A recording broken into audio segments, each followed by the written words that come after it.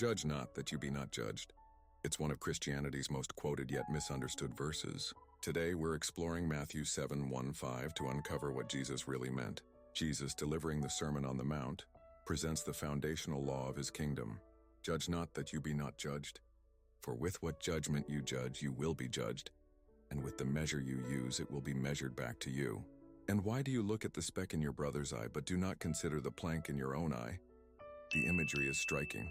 A tiny speck versus a massive plank. In Matthew 23, Jesus says, "Woe to you, scribes and Pharisees, hypocrites." But he wasn't condemning their teaching authority. His issue was their failure to practice what they preached. Luke calls this the leaven of the Pharisees, hypocrisy spreading like yeast.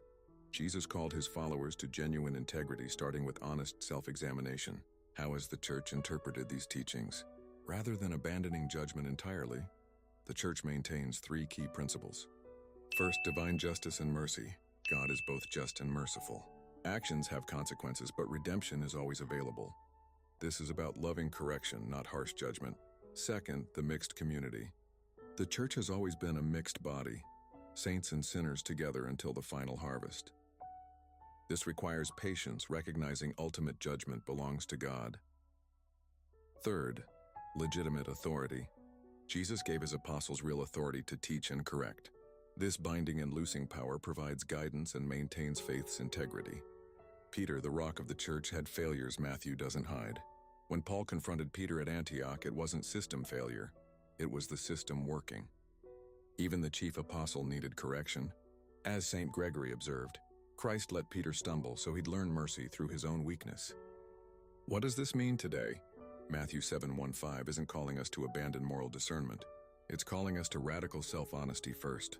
Before helping others, we must deal with our own issues. This isn't about perfection, it's about humility and recognizing our need for grace. The standard we use to judge others will be applied to us. If we're harsh, we'll receive harshness. If we're merciful, we'll receive mercy. Matthew 7:1-5 calls us to authentic discipleship, beginning with self-reflection and extending to others with love. It's not about never making moral judgments. It's about making them with humility and wisdom, recognizing we too need grace. The church reminds us that authority and correction properly exercised are acts of love guiding toward truth and healing. But they must be tempered by awareness that we're all fellow travelers on the path to holiness. Christ's words challenge us to become people whose moral authority comes not from position, but from lives lived in humble service.